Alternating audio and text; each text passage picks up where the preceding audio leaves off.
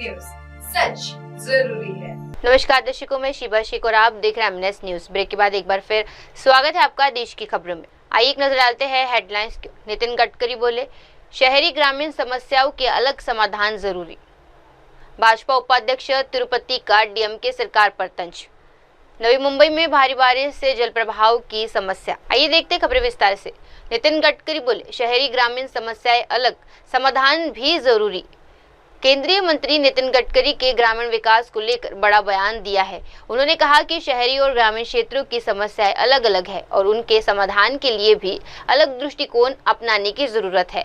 अगर जल, जमीन, जंगल और जानवरों के आधार पर उन्नत और व्यवहारिक तकनीकी अपनाई जाए तो ग्रामीण भारत की तस्वीर पूरी तरह बदल सकती है। मेरी सहयोगी श्रीमती स्मिता वाघ,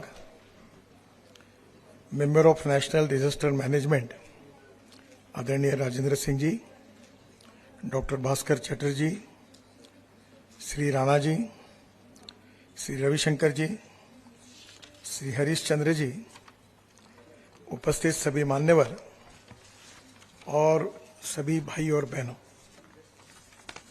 सबसे पहले मैं 12th national corporate social responsibility summit में आप सबको हृदय से बहुत बहुत शुभकामनाएं देता हूं, शुभेच्छाएं देता हूं। ये एक ऐसा कानून है कि पिछले अनेक सालों से हमारे देश के सामाजिक आर्थिक चित्र बदलने में इसके कारण बहुत उपयोग हुआ है। हम जो समाज में part and parcel of the society है, तो समाज से जो हम कमाते हैं कुछ प्रमाण में हमने हमारे समाज को उसको लौटाना चाहिए। ये बेसिक प्रिंसिपल इस कानून का था। हमारे एक गीत था, चलो जलाए दीप वहां जहां अभी भी अंधेरा है। समाज के ऐसे अनेक सेक्टर्स हैं जहां हमारे समाज के ही भाई और बहनें सामाजिक, आर्थिक, शैक्षणिक दृष्टि से पिछड़े हुए हैं और हमारे पॉजिटिव प्रयासों के द्वारा हम उनके जीवन को बदल सकते हैं। और इसलिए स्वाभाविक रूप से मुझे ज्यादा खुशी इसलिए है कि मैं पिछले 35-40 साल से सामाजिक क्षेत्र में ही ज्यादातर काम करता हूं। एक बात जरूर है कि इस कार्य को उतनी प्रसिद्धि, पब्लिसिटी और लोगों के नजरों में जितने उड्डान पुल, टनेल्स, ब्रिजेस या पॉलिटिकल एक्टिविटीज को मिलती है, उतना ये पॉजिटिव कंस्ट्रक्टिव वर्क को नहीं मिलती। सबसे पहले मुझे याद है कि इसमें कितने लोगों का जीवन बदला है। मैं मंत्री तो वैसे रोड ट्रांसपोर्ट का हूं, पर मैं 80% काम रूरल, ग्रामीण क्षेत्र में काम करता हूं, एग्रीकल्चर में काम करता हूं। और मुझे इतना कोई उसमें विद्वान नहीं हूं, पर मुझे 13 डिलीट्स मिली है, डॉक्टरेट्स मिली है, और उसमें से 6 डॉक्टरेट कृषि विज्ञान में मिली हुई है। और मैं जिस क्षेत्र से आता हूं वो नागपुर और विदर्भ जो है वो उसका एक अलग इतिहास है कि पिछले अनेक सालों से हमारे यहां 10,000 किसानों ने आत्महत्या की है। और आत्महत्या का कारण यही है कि पानी की कमी।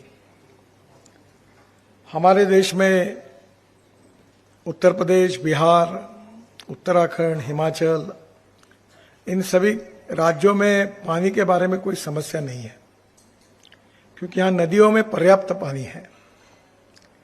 पर हमारे क्षेत्र में पानी की समस्या गंभीर है और इसलिए जो वाटर कंजर्वेशन में अनेक संस्थाओं के CSR मिलने के कारण मेरा भी एक NGO है और हम पिछले 10 साल से काम कर रहे हैं।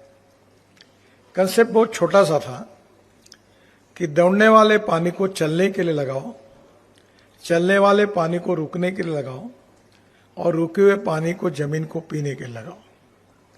गांव का पानी गांव में, खेत का पानी खेत में और घर का पानी घर में। अब ये छोटे से कंसेप्ट में मैं जब रोड मिनिस्ट्री का मंत्री बना तो हमें रोड के लिए एग्रीगेट लगता है, मिट्टी लगती है, तो हमने नदी नालों का खोलीकरण, रुंदीकरण किया जो तालाब थे, जो इरिगेशन के डैम थे, उसकी मिट्टी जो थी, जो एग्रीगेट था, वो बाहर निकाला और वो रोड में यूज किया। तो ये काम हमने फ्री ऑफ चार्ज करके दिया। हमारे यहाँ पंजाबराव कृषि विद्यापीठ एग्रीकल्चर यूनिवर्सिटी अकोला में है, वहां मैंने 36 तालाब बना के दिए। ऐसे 1000 तालाब बने। आप आश्चर्य देखिए कि इस यूनिवर्सिटी में 350 एकड़ जमीन जो पानी के नीचे थी, ये तालाब बनने के बाद वो 3500 एकड़ जमीन इरिगेशन में आई और आजू बाजू के 4-5 किलोमीटर में भी पानी आया और उसके कारण वहां के किसानों की आमदनी बढ़ी। अजिंठा ये बहुत प्रसिद्ध है, जगह प्रसिद्ध लेने हैं, केव्स है, और वहां बुल्ढाना से अजिंठा एक रोड था। वहां इतनी पानी की किल्लत थी कि 17,000 जो धनगर कम्युनिटी के लोग रहते थे, वो जब मार्च अप्रैल में आता था तो वहां से छोड़कर, एरिया छोड़कर निकल जाते थे क्योंकि पानी नहीं था। वो बुल्ढाना से अजिंठा रोड हमने बनाया, मुझे बनाने का मौका मिला। पूरे नदी नालों का खोलीकरण, रुंदीकरण हुआ, लेक बने। अब 17,000 लोग माइग्रेट नहीं होते, वही रहते हैं। तो एक बात वैसे कम से कम 60-70 प्रोजेक्ट करने का अवसर मुझे मिला। तब मेरे ध्यान में आया कि ये पॉजिटिविटी के साथ, और ये सब काम इसलिए हो सका कि ये काम को देखकर धीरे धीरे अनेक संस्थाओं ने CSR में मदद की, जिसके कारण ये काम हो सका। और कुछ काम जो था वो NHI को मिट्टी लगती थी तो फ्री ऑफ चार्ज उन्होंने कर दिया। तो उसके कारण वहां का सोशियो इकोनॉमिक ट्रांसफॉर्मेशन बदल गया। ये बदल सकता है। मैं एक प्रकल्प चलाता हूं जिसमें जो रेडीमेड गारमेंट बनते हैं उसकी कतरन आती है, उसके कारपेट बनाते हैं, और वो कारपेट जो है इतने सुंदर है कि मैं कोई किसी को प्रेजेंट देता हूं, उसको पूछता हूं आपको दिया है? हाँ, आपको भी दिया है। तो मैं पूछता हूं इसकी कीमत कितनी है, तो कोई बोलता 5,000 रुपए, 10,000 रुपए। वो बनता है केवल 400 रुपए में और बेचते हम 500 रुपए में।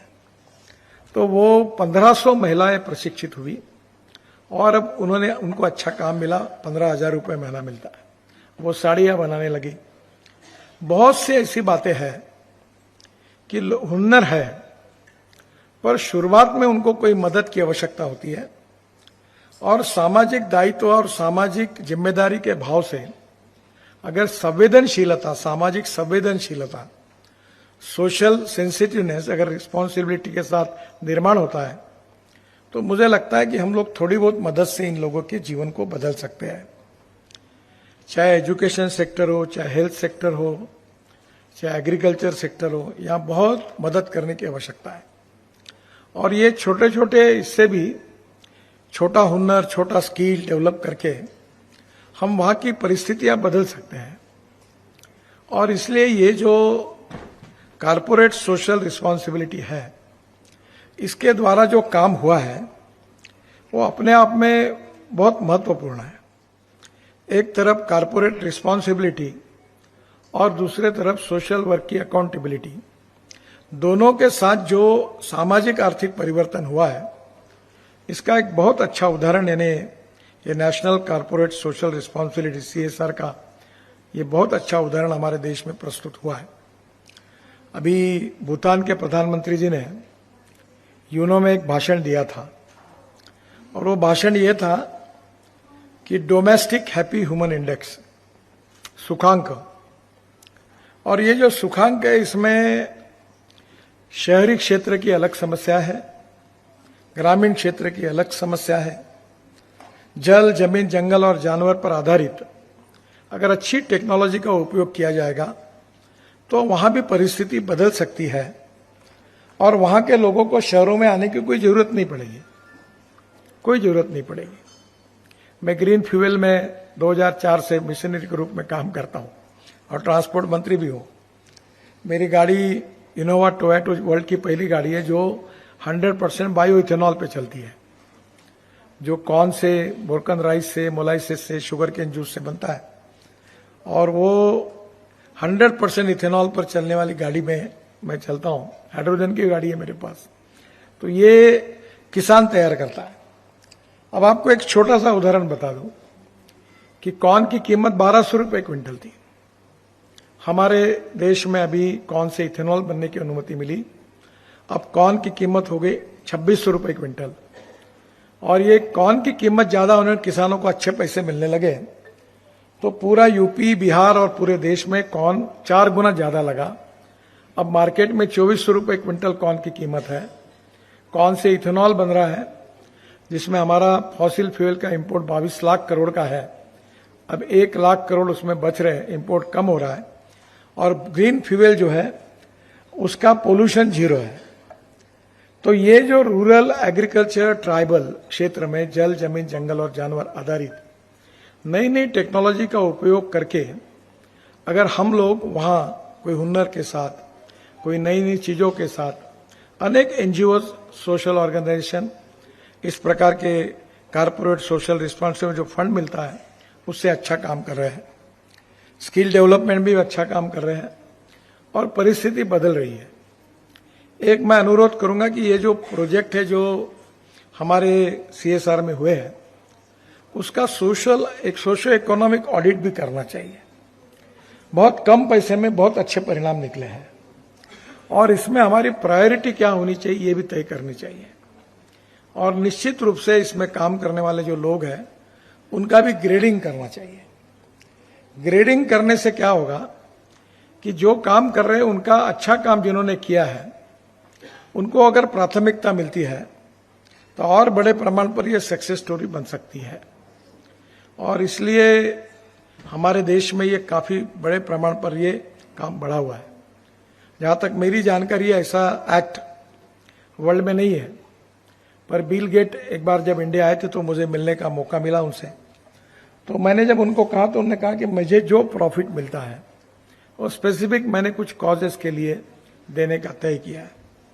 अब ऐसे बड़े प्रमाण पर लोग हैं कि वो कुछ करना चाहते हैं। ऐसे भी कुछ लोग हैं कि जो अच्छा काम करना चाहते हैं पर जिनके पास रिसोर्सेस नहीं है। और ऐसे भी लोग हैं जो करना चाहते भी एग्जैक्टली कहाँ करना ये उनके मन में थोड़ा सा संभ्रम है। ये तीनों स्टेक होल्डर्स के बीच में कोऑपरेशन, कोऑर्डिनेशन एंड कम्युनिकेशन प्रस्तावित करना यही बहुत इंपॉर्टेंट है और यही काम सीएसआर टाइम्स के द्वारा होता है। तो मुझे लगता है कि ये आने वाले समय में ये इसकी व्याप्ति भी बढ़ रही है। इसमें अच्छे अच्छे काम करने वाले लोगों को आप रिकॉग्नाइज कर रहे, रिस्पेक्ट दे रहे, अवार्ड दे रहे, उनको भी शुभकामनाएं दूंगा। और इस एक्टिविटी को और बढ़ाने के लिए इसके बारे में थोड़ा सा क्वालिटेटिव ट्रांसफॉर्मेशन लाने के उद्देश्य से इसका ऑडिट करके हम रेटिंग करके अगर अच्छा काम करेंगे तो इसका बहुत अच्छा उपयोग होगा। मैं एनएचआई में हम बहुत रोड बना रहे हैं हमारी डीपीआर की क्वालिटी अच्छी नहीं होती, कॉन्ट्रैक्टर अच्छा काम नहीं करते। अभी हमने रेटिंग करना शुरू किया है। जो अच्छा काम करेगा उसको हम कुछ ना कुछ एडवांटेज देंगे और जो बुरा काम करेगा उसको सिस्टम से बाहर निकालेंगे। तो यहां भी क्वालिटी के आधार पर, गुणवत्ता के आधार पर अगर अच्छा रेटिंग होता है तो अच्छी संस्थाएं जो है वो आगे आएगी तो अच्छा काम होगा। बीच में अगर कोई ऐसी वैसी चीज कोई होंगे तो वो यहां से निकल जाएंगे ताकि इस सेक्टर की क्रेडिबिलिटी भी अबाधित रहे। मैं आपको आखिर में एक ही अनुरोध करूंगा कि सीएसआर की व्याप्ति काफी बड़ी है पर विशेष रूप से रूरल एग्रीकल्चर ट्राइबल इस सेक्टर में जल, जमीन, जंगल और जानवर आधारित काम करने की खूब आवश्यकता है। मैं मेरे एक ट्रस्ट के द्वारा 2000 एकल विद्यालय चलाता हूं नक्सलाइट बेल्ट में। तो वहां प्रॉब्लम यह है कि वहां के बच्चों की स्थिति बहुत ही खराब है। वहां एजुकेशन भी नहीं है और वहां के सिलेबस में अब यह है कि नाखून कैसे साफ करना, अखबार कैसे पढ़ना, यानी छोटी छोटी बातें उनको सिखाने का कोर्स है। और हमारे स्कूल में 20,000 बच्चे पढ़ते हैं। अब उन बच्चों को कुछ महिलाओं को लेकर हमने नागपुर लाया और एक महिला महाविद्यालय उनके हॉस्टल में रखा। तो 80 लड़कियां थी वहां से आई थी। आपको ताज्जुब होगा कि वो आदिवासी लड़कियां जो हमारी गढ़चिरौली के इंटीरियर से आई थी, उन्होंने राष्ट्रीय स्तर पर जो खेल थे उसमें प्रावीण्य मिलाया और उनको बहुत अच्छे अवार्ड मिले। पर उनको क्षमता है पर उनको अपॉर्चुनिटी नहीं मिली थी। तो इसलिए जो और सामाजिक आर्थिक शैक्षणिक रूप से और पिछड़े हुए हैं, जिनके पास अभी भी बहुत सी बातें से जो वंचित है, वो जो last man of the society, उनके पास परिणामकारक रूप से अगर हम जाएंगे और केवल हम सेवा तो करते रहे, पर सेवा से ज्यादा उनके प्रशिक्षण और स्किल को डेवलप करके उनके अपने पैरों पर अगर खड़ा करते हैं, तो फिर हमें ज्यादा दिन उसके लिए कुछ करने की आवश्यकता नहीं होती। और इसलिए मैं आज के इस आपके समिट को बहुत बहुत शुभकामनाएं और शुभेच्छाएं देता हूं, और ये कार्य ऐसा ही बढ़ता रहेगा और देश के सोशियो इकोनॉमिक ट्रांसफॉर्मेशन में ये CSR एक्टिविटीज निश्चित रूप से आज भी बहुत बड़ा योगदान देती रही है, आगे भी देगी। इस विश्वास के साथ आपको सबको बहुत बहुत धन्यवाद देता हूं और अपनी बात समाप्त करता हूं। नमस्कार। आइए बढ़ते अगली खबर की ओर। भाजपा उपाध्यक्ष नारायण तिरुपति का बड़ा बयान। भाजपा के उपाध्यक्ष नारायण तिरुपति ने डीएमके सरकार की योजनाएं उंगल लुदन स्टालिन पर तीखा हमला बोला है। उन्होंने कहा कि उंगल लुदन टैलिन का मतलब होता है स्टालिन आज आपके साथ है, लेकिन पिछले 4 से 5 वर्षों में वे तमिलनाडु की जनता के साथ कहीं नजर नहीं आए। नारायण ने मुख्यमंत्री एमके स्टालिन को जिम्मेदारी निभाने में विफल बताते हुए कहा, एमके स्टालिन अपने कर्तव्यों का उचित निर्वाचन नहीं कर पाए।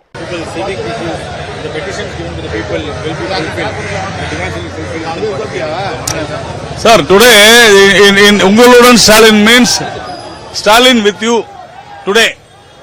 But what were you doing in the last 4.5 years? You were never with the people of Tamil Nadu. That is what he means. Literally he means that he was never with the people of Tamil Nadu in the last 4.5 years. And whatever the petitions taken before the election, during their campaign also, they have not fulfilled anything. Absolutely, it's a failed government. Mr. Stalin has failed in his duty from discharging his duties. That is what has happened. Now in order to, for the sake of elections, he is trying to create an atmosphere as if they have done something. That is why he was not able to bring even one person from his party as spokespersons, whereas he has brought 4 IAS officials as spokespersons of the government. In one way we are happy because all these IAS officials will not lie. At least we are happy in that. But ultimately, Mr. Stalin is trying to do some propaganda which is not going to succeed. Sir, there has been this criticism on this particular question as well, saying that this has been created to get the data of the people ahead of the elections, to get their numbers and personal details. How do you look at it? No, see, to go to houses and talk to people is the democratic right of any party. So I will not comment on why they should go and all those things. Let them go. Only if they go. At least now you are going. Now you will understand that your government has failed. People will say that you have failed. People will say that you have ditched the people of Tamil Nadu. That they will say. So in that way, at least now we have been the opposition, particularly the BJP has been very critical of this government, criticizing this government for its inability to achieve anything in Tamil Nadu. But now, directly the people will say, and Mr. Stalin will understand, and he will understand that they are going to lose. Shekhar Babu says that alliance with BJP and ADMK, now BJP is trying to swallow this ADMK party. No, see, as my President Mr. Nainar Nagendran said, what is their problem? You were in our government for more than 5 years. So, were you in that position? No. Now you pay 25 crores to communists to swallow them. You pay, you make the Vidudalai Sirthaigal party to contest in their symbol. Vel Murugan, one more ally contesting in their own symbol. You have swallowed all party. If there is a list can be given in India, who broke, which party broke many parties, that is Mr. Karunanidhi and DMK. They don't have any right to talk like this. No, we will win 234 seats. That's what Mr. Nainar Nagendran said. I am repeating the same.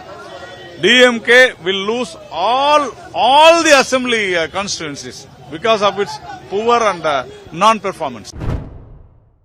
आइए बढ़ते अगली खबर की ओर। नई मुंबई में भारी बारिश के बाद जल प्रभाव की समस्या। नई मुंबई में हाल ही में हुई भारी बारिश ने शहर के कई इलाकों में जल प्रभाव की स्थिति पैदा कर दी है। सड़कों पर पानी भर जाने से आवागमन प्रभावित हुआ है और लोगों को मुश्किलों का सामना करना पड़ रहा है। स्थानीय प्रशासन ने जल निकासी और राहत कार्यों के लिए तुरंत कदम उठाए हैं, लेकिन अभी कई जगहों पर पानी जमा हुआ है।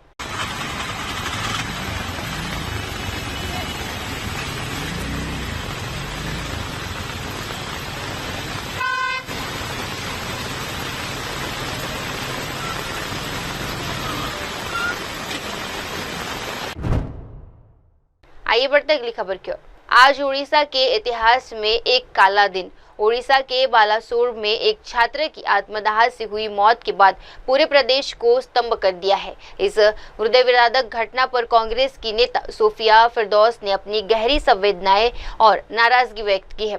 उन्होंने इस दिन को उड़ीसा के इतिहास में एक काला दिन करार कर दिया है। अब विस्तृत जानकारी सामने नहीं आई है कि छात्र ने किस कारण से आत्मदाह का ये चरम उठाया है। हालांकि सोफिया फिरदौस का ये बयान इस बात का संदेश देता है कि ये घटना सामान्य नहीं और इसके पीछे कोई गंभीर वजह या सिस्टम की नाकामी हो सकती है। आइए बढ़ते अगली खबर की ओर। कांग्रेस की सुप्रिया श्रीनेत ने मोदी सरकार पर हमला किया। कांग्रेस नेता सुप्रिया श्रीनेत ने केंद्र सरकार पर निशाना साधा है। उन्होंने कहा कि प्रधानमंत्री नरेंद्र मोदी ने चीन को लाल आग दिखाने की बात कही थी, लेकिन अब चीन के लिए लाल कालीन बिछाई जा रही है। सुप्रिया ने पाकिस्तान से आए आतंकवादियों द्वारा 28 बहादुर जवानों की हत्या का जिक्र करते हुए कहा कि सरकार आज तक उन आतंकियों को पकड़ने में नाकाम रही है। आप सबको मेरा नमस्कार। एक अत्यंत गंभीर मुद्दे पर आपके साथ फिर से एक चर्चा करने के लिए और आपके माध्यम से लोगों तक ये बात पहुंचाने के लिए आज इस प्लेटफॉर्म से आपको संबोधित करूंगी। आज पहलगाम आतंकी हमले को 85 दिन हो गए, 85 डेज, लेकिन आज भी उन दुर्दांत आतंकवादियों में से एक भी गिरफ्तार नहीं हुआ है और संभवतः उनकी शिनाख्त भी नहीं हुई है। इस दौरान हमारी सूरवीर सेना के उपसेना प्रमुख lieutenant general Rahul R Singh ने बिना लाग लपेट के वो बात कही जो राहुल गांधी जी पहले कह चुके हैं। हमारे उपसेना प्रमुख ने साफ शब्दों में कहा कि जब हम पाकिस्तान को सबक सिखा रहे थे तो पाकिस्तान अकेला नहीं था, हम पाकिस्तान के साथ साथ चीन से भी लड़ रहे थे। फ्रंट पाकिस्तान था, पीछे पूरा चीन का बंदोबस्त था। और यही वो बात है जिसके लिए राहुल गांधी जी ने देश के संसद में और उसके बाहर इस सरकार को आगाह किया था। इसकी नजरअंदाजी हुई और उसका खामियाजा आज पूरा देश भुगत रहा है। और उपसेना अध्यक्ष ने तो यह भी कहा कि इस पूरे ऑपरेशन में हम 3 दुश्मनों से लड़ रहे थे, जिसमें से चीन एक था और चीन ने पाकिस्तान को लाइव इनपुट्स दिए, रियल टाइम इंटेलिजेंस दी। लेकिन इतना सब कुछ हो जाने के बावजूद आज क्या हो रहा है, पहले कुछ वीडियोस देख लीजिए, कुछ पिक्चर्स देख लीजिए और उसके बाद हम चर्चा करते हैं।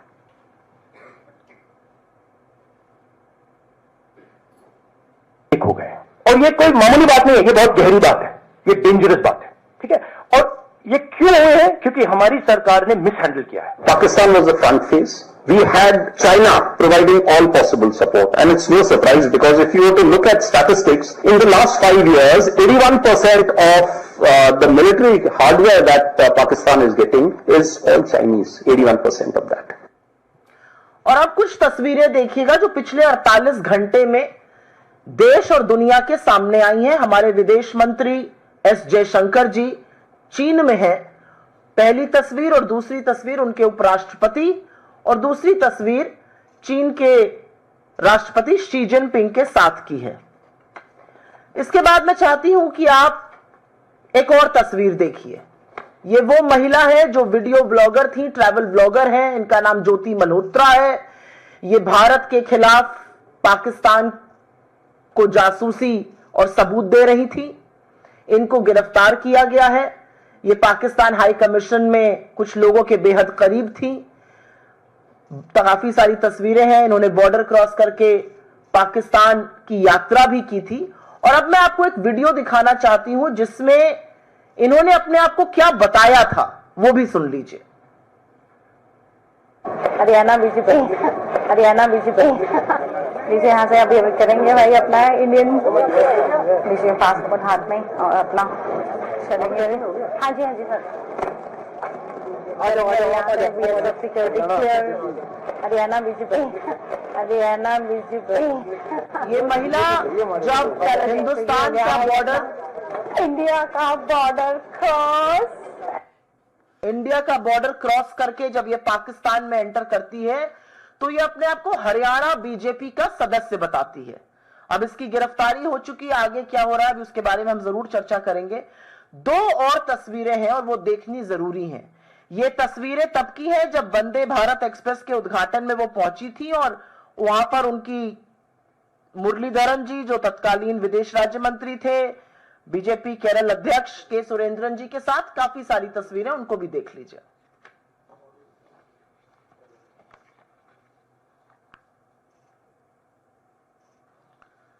और अब बात करते हैं आज क्या हो रहा है। आपने सुना हमारे उप सेना अध्यक्ष श्री राहुल आर सिंह ने कहा कि चीन पीछे से था, पाकिस्तान सिर्फ फ्रंट था। जब हम लड़ रहे थे तो हम चीन से लड़ाई कर रहे थे, पाकिस्तान सिर्फ फ्रंट था।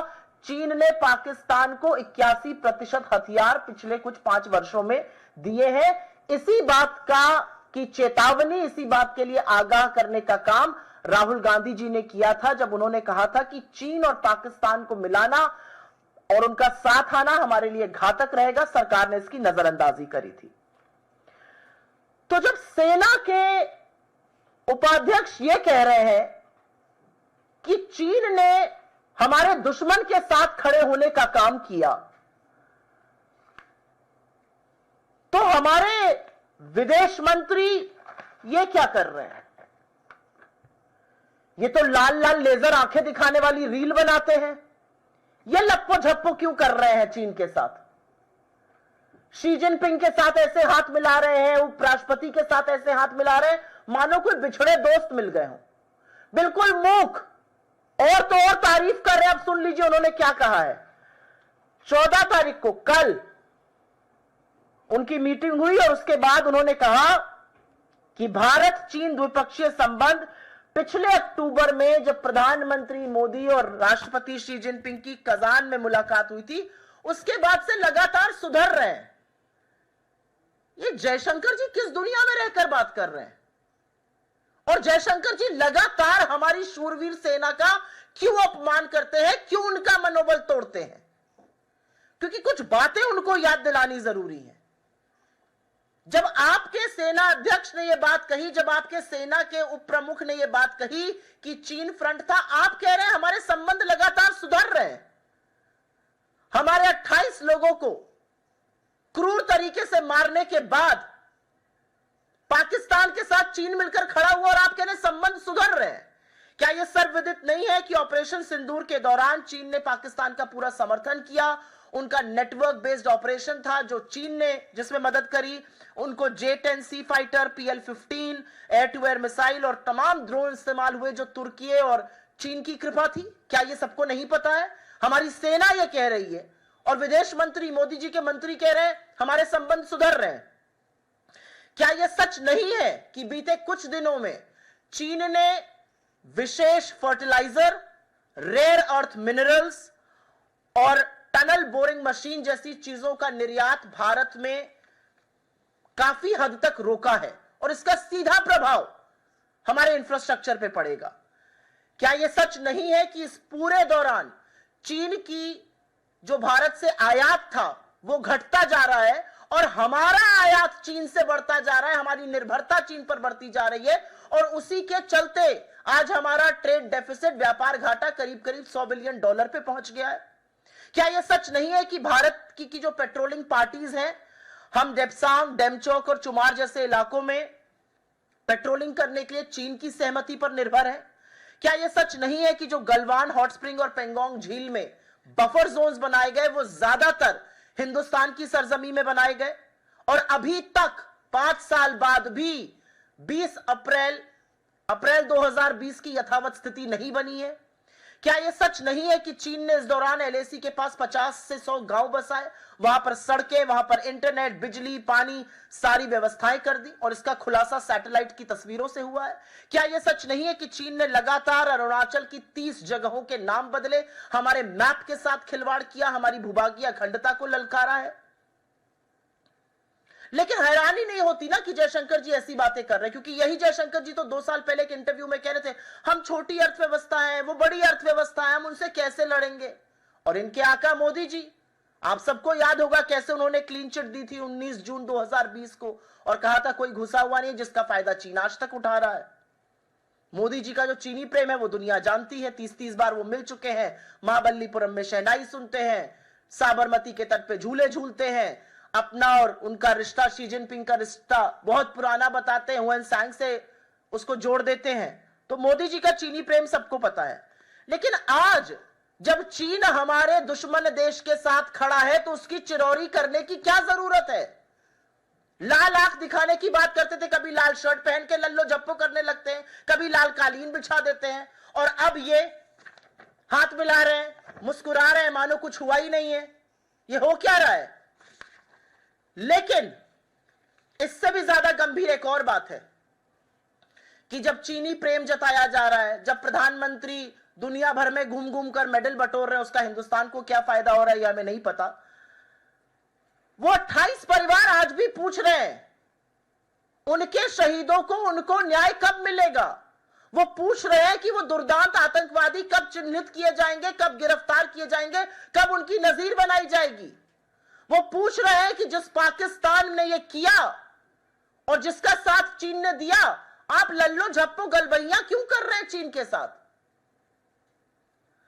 और इसी दौरान एक और सवाल उठता है कि ये दुर्दांत आतंकवादी 200 किलोमीटर हमारी सरहद के अंदर आते हैं, इनको सारे रास्ते पता है, ये सारी चीजें जानते हैं उसके इर्द गिर्द, और उसके बाद इस हमले के वो चुपचाप गायब हो जाते हैं, मानो जमीन निगल गई, आसमान खा गया, वो चले जाते हैं। उनको इस एरिया की इतनी जानकारी, उनको रूट्स, उनको मैप्स इतने अच्छे से कैसे पता है। और जिन देशद्रोहियों ने देश के खिलाफ जासूसी की, जिनको पकड़ा गया, उसके लिए सरकार ने क्या किया, और उनका बीजेपी से संबंध जग जाहिर है। इसी क्रम में मई 2025 में हिसार पुलिस ने ये महिला व्लॉगर ज्योति मल्होत्रा को गिरफ्तार किया था। ये वही व्लॉगर है जिनके चलते राष्ट्रीय सुरक्षा पर बड़ा खतरा मंडरा रहा है। ये वही व्लॉगर है जो मीडिया रिपोर्टों से पता चलता है, और अभी मैंने आपको वीडियो दिखाया, वो अपने आप को हिसार बीजेपी का कह रही है, तमाम बीजेपी फंक्शन में शामिल होती हैं। ये वही महिला व्लॉगर हैं जिनके पाकिस्तान हाई कमीशन में एहसान उर रहीम उर्फ दानिश से काफी अच्छे संबंध थे, वो उनका हैंडलर था। उन्हीं के चलते उन्होंने पाकिस्तान की यात्राएं करी और अन्य लोगों से भी संबंध बनाए रखा। कहा जाता है कि पाकिस्तानी एजेंट शाकिर का नाम और नंबर उन्होंने जाट रंधावा के नाम से सेव किया हुआ था, जिससे कि उसकी पहचान बच सके। असलियत यह है कि इस महिला को इनके हैंडलर्स ने, पाकिस्तान हाई कमीशन के लोगों ने तमाम बॉर्डर के उस पार लोगों से मिलवाया। इन्होंने क्या जानकारी दी, क्योंकि अब खबर यह भी है, रिपोर्ट्स के अनुसार खबर यह भी है कि जब ऑपरेशन सिंदूर चल रहा था लगातार 4 दिन तक, यह महिला ज्योति मल्होत्रा पाकिस्तानियों के टच में थी, अपने हैंडलर दानिश के टच में थी, जिसको 13 मई को भारत ने एस्पियोनाज के आरोप में देश से निकाल दिया था। और चौंकाने वाली बात यह है कि जब ये बॉर्डर क्रॉस करके जा रही हैं, जिसका आपने विवरण देखा, ये अपने आप को हरियाणा बीजेपी का सदस्य बता रही हैं। उनके सौजन्य से गई, उनकी सदस्य है, उनकी कितनी बड़ी कार्यकर्ता है, उनकी कितनी बड़ी समर्थक है, उसकी अभी हम कलई खोलने जा रहे हैं। ये बीजेपी के काफी सारे आधिकारिक कार्यक्रमों में शामिल होती हैं। वंदे भारत का इनॉग्रेशन था 2023 में केरल में, और इसमें ज्योति जी को भारतीय रेल ने आमंत्रित किया। इनकी तस्वीरें हैं, ये देख लीजिए। वे भी मुरलीधरन, जो तत्कालीन विदेश राज्य मंत्री थे, बीजेपी के अध्यक्ष, तमाम लोगों के साथ इनकी तस्वीरें हैं। सुरेंद्रन जी के साथ, ये बीजेपी के अध्यक्ष हैं जिनके साथ इनकी तस्वीरें हैं। तो सवाल यह है कि इन्होंने एक ही बार ऐसे कार्यक्रम नहीं अटेंड किए। ऐसे रेल मंत्रालय के कार्यक्रम, ऐसे इवेंट्स इन्होंने 5-5 बार अटेंड किए। तो क्या भारत सरकार बिना किसी को चिन्हित किए, बिना किसी का बैकग्राउंड चेक किए इतने हाई प्रोफाइल इवेंट्स में बुला रही है जहां पर बीजेपी के अध्यक्ष बैठे हुए हैं, जहां पर बीजेपी के मंत्री बैठे हुए हैं? यह हो क्या रहा है? और हम क्यों ना माने कि जिस औरत ने जासूसी देश के खिलाफ करी, जिसने जासूसी पाकिस्तानियों के साथ मिलकर करी, जो बीजेपी से अपना संबंध बताती है, उसको बचाने का प्रयास किया जा रहा है। और यह पहली बार नहीं हुआ है। बीजेपी को तो आज सवाल का जवाब देना पड़ेगा कि कैसे अपने आप को यह बीजेपी का सदस्य बता रही है, लेकिन यह पहली बार नहीं हुआ है। यह सच है कि मध्य प्रदेश के बीजेपी आईटी सेल में काम करने वाला ध्रुव सक्सेना आईएसआई की मुखबिरी करते हुए पाया गया था। क्या यह सच नहीं है कि बीजेपी में तत्कालीन जम्मू कश्मीर के उप मुख्यमंत्री निर्मल सिंह ने बुरहान वानी की हत्या को दुर्घटना बताया था और फिर कॉम्पनसेशन देने की भी बात हुई थी?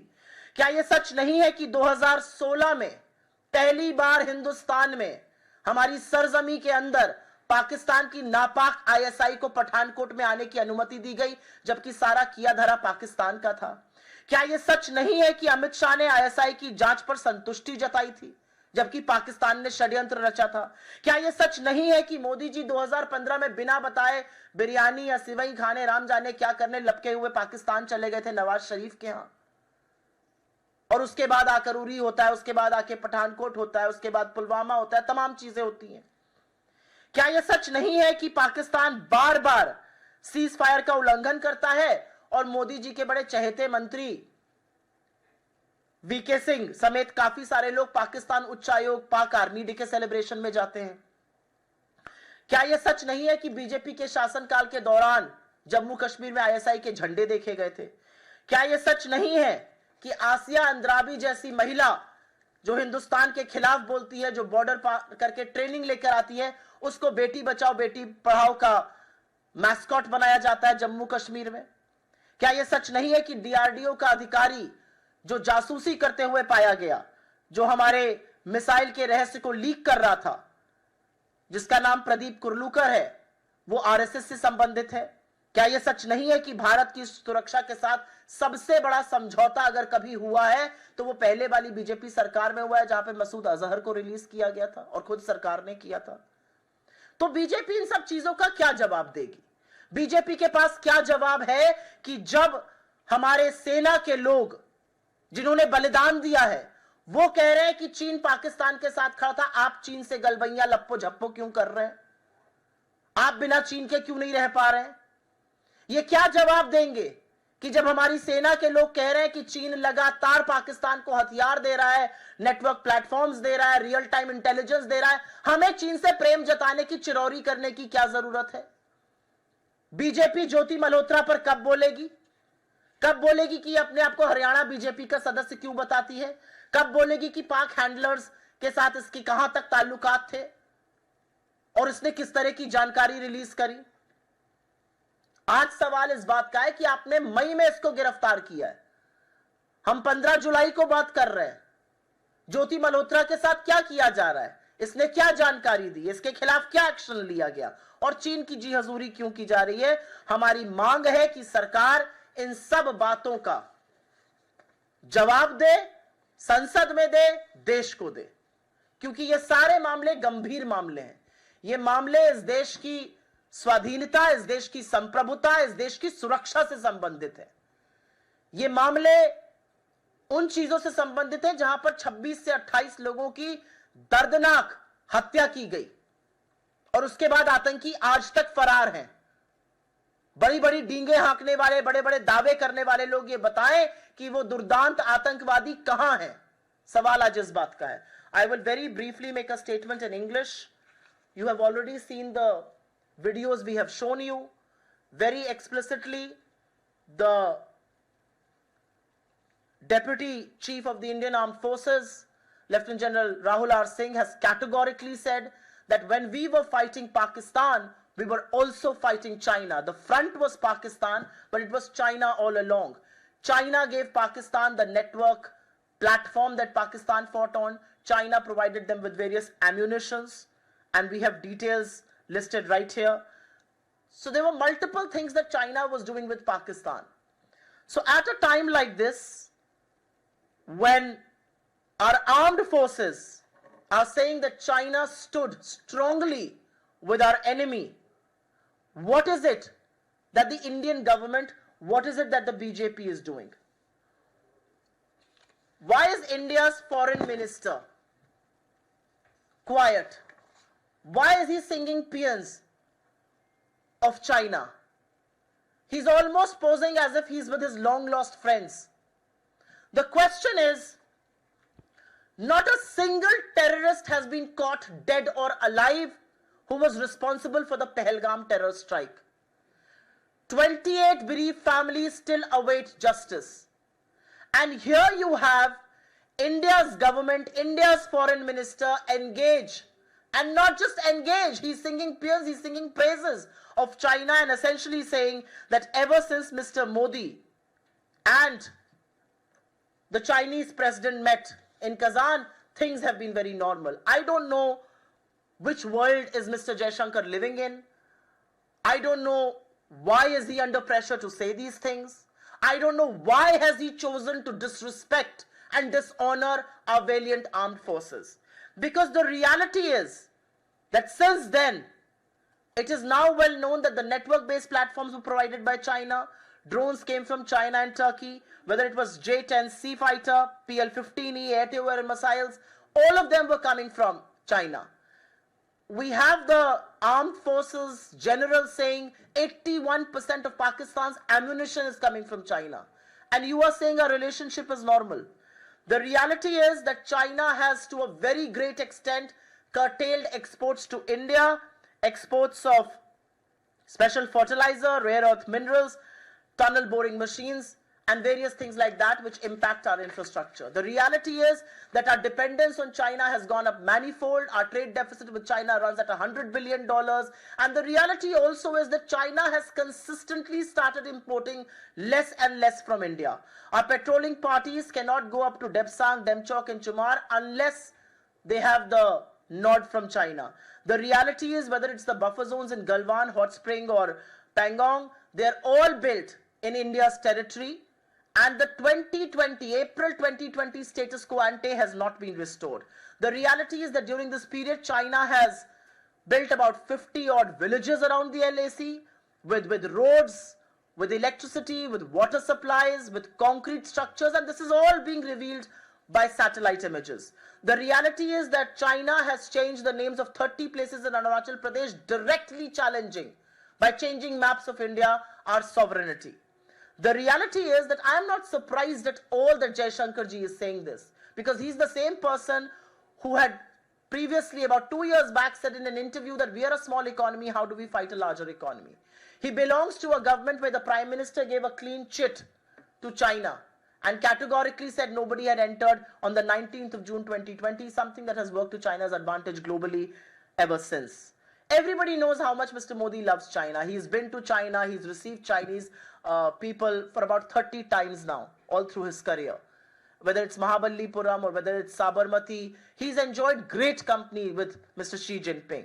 But who's bearing the cost of this? He's roaming the world collecting medals. We are bowing before China for God alone knows what reason.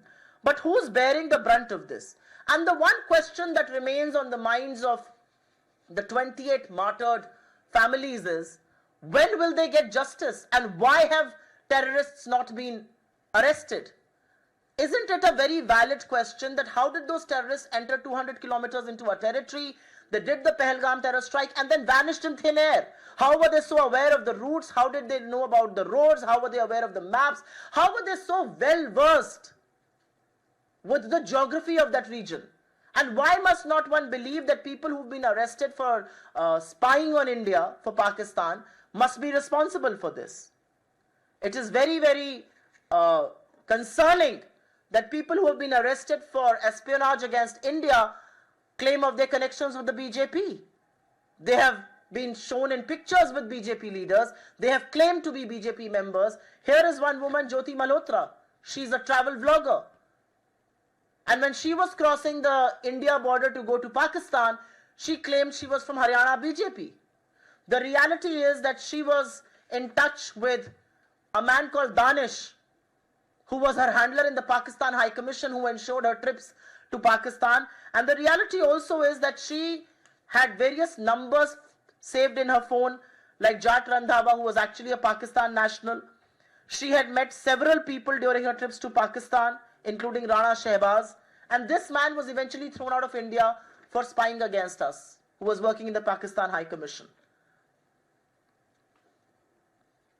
But this is not alone. Jyoti Malhotra is not just crossing borders claiming to be from Haryana BJP. She's also attending events here. She's being hosted by BJP, she's being hosted by the government not once but several times. This is the Vande Bharat Express launch where she attended, where the then State Minister for External Affairs, Mr. Muralidharan, was there. Mr. Surendran, then BJP President, was present there. How does she have access to all these places? And not once but several times over. What is the BJP going to say on this? And this is not the first time that BJP's connection has come to light with people who plot and spy against India. Do we not remember what happened in Madhya Pradesh? Dhruv Saxena, working in the IT cell, was spying for the ISI. Do we not remember how then Deputy Chief Minister Nirmal Singh wanted Burhan Wani's death to be called an accident? The operation that happened against him. Do we not know that in 2016, Pathankot terror strike, and we invited ISI in India to investigate? Do we not know that Amit Shah was absolutely satisfied with the investigation done by ISI, especially at a time when Pakistan itself was the perpetrator of the terror strike? Do we not remember in 2015, Mr. Modi went unannounced to Nawaz Sharif to attend his birthday party and sing happy birthday to you? Do we not remember that several ceasefire violations happened at the end of Pakistan, and still General VK Singh, then a BJP minister, kept attending the Pakistan Army Day at the High Commission? Do we not remember that when BJP was in power in Jammu and Kashmir, ISI flags were visible? Do we not remember that BJP made Asia Andrabi, a known Pakistan sympathizer and an anti-India voice, as the face of its Beti Bachao, Beti Padhao campaign? Do we not know that Pradeep Kurlulkar, who worked for the DRDO and kept leaking sensitive missile program information to Pakistan, has relationships with RSS and is associated with the RSS? And do we not know that the worst breach in security must have happened when Masood Azhar was released by then BJP government? So the question remains, what has been done to Jyoti Malhotra? What information has she revealed? What action is being taken against her? What action is being taken against the terrorists? Where are you going to catch them? And more importantly, why do you continue to have this bonhomie with China, which continues to support Pakistan against India's interests? And these are questions that Mr. Modi and his government will have to answer before this country and especially in Parliament. आपके सवालों का स्वागत है. अगर सवाल इसी से जुड़े रहे तो मैं बहुत अनुग्रहित रहूंगी. वायुसेना उपाध्यक्ष द्वारा जो बातें कही गई कि 81% आपूर्ति जो है पाकिस्तान को चीन के द्वारा किया जाता है, क्या आपको लगता है इसके बाद चीन के साथ भारत को संबंध तोड़ लेना चाहिए, या विदेश मंत्री चाइना गए हैं उनको नहीं जाना चाहिए था? मुझे ऐसा लगता है कि विदेश मंत्री जिस तरह की गलबैयां करते हुए दिख रहे हैं, विदेश मंत्री उस मीटिंग के बाद जो चिरौरी करते हुए दिख रहे हैं, विदेश मंत्री जो उसके बाद उनकी तारीफ करते हुए दिख रहे हैं, वो कतई नहीं हो सकता है. हमारे देश में ये कैसा वक्त है कि सेना कह रही है कि हम पाकिस्तान और चाइना से मिलकर लड़ रहे थे, और विदेश मंत्री ये क्लेम कर रहे हैं कि सब चंगा नहीं है, आप ये लल्लो चप्पो बंद कर दीजिए चीन की. क्योंकि हमारी सेना के शूरवीर सैनिक ये कह रहे हैं कि चीन मुस्तैदी से पाकिस्तान के साथ खड़ा था, उसको हथियार दे रहा था, उसको नेटवर्क इंफॉर्मेशन दे रहा था, रियल टाइम इंटेलिजेंस की खबरें दे रहा था. तो आप सेना का बार बार अपमान क्यों करते हैं? आप सेना का मनोबल क्यों तोड़ते हैं? मुद्दा इस बात का है.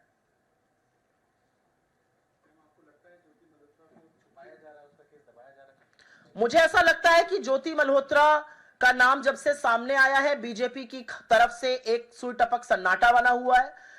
एक वीडियो है जिसमें वो अपने आप को हरियाणा बीजेपी का बता रही है. तमाम बीजेपी के फंक्शंस अटेंड कर चुकी है. गवर्नमेंट ऑफ इंडिया ने उसको इनवाइट किया है. अपने मन से तो नहीं पहुंच गई होगी वंदे भारत के इनॉग्रेशन पे, और मंत्री जी के साथ और अध्यक्ष जी के साथ फोटो खींच रही है. तमाम जगह से उसको इनवाइट किया गया है. और उसके बाद अगर वो ये अगर उसको पकड़ा गया है और ये सर्वविदित है कि उसके हैंडलर पाकिस्तान हाई कमीशन में बैठे थे, वो पाकिस्तान गई, उसके फोन पर पाकिस्तान के संदिग्ध लोगों के नंबर दूसरे नामों से सेव थे।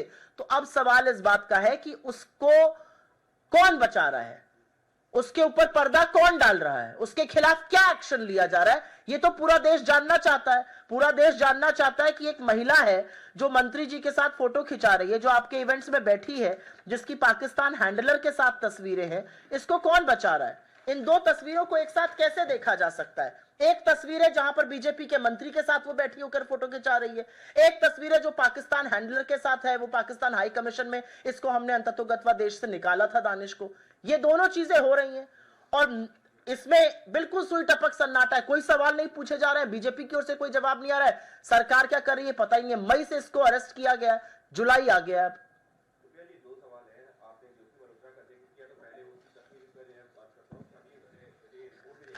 काफी रिपोर्ट चली हुई थी जिसमें ये कहा गया था कि ज्योति मल्होत्रा जो केरल गई थी वो वहां की गवर्नमेंट गेस्ट के तौर पर गई थी।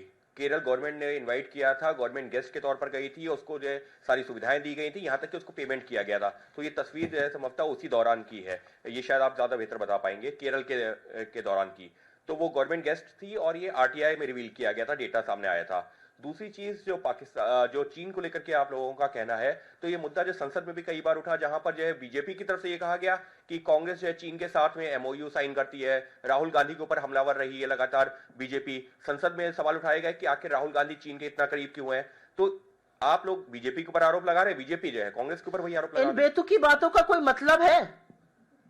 11 साल से सत्ता में आप हैं, चीन के साथ गलबैया आप कर रहे थे, महाबलीपुरम में शहनाई आप सुन रहे हैं, साबरमती के तट पे झूलों में पींगे आप लगा रहे हैं, कभी वेष्टी पहन के खड़े हो जाते हैं, कभी नारियल पानी लेके खड़े हो जाते हैं। गलवान में 20 जाबाजों की शहादत का हमने क्या बदला लिया? हमने चीन को क्लीन चिट दी कि कोई घुसा हुआ नहीं है।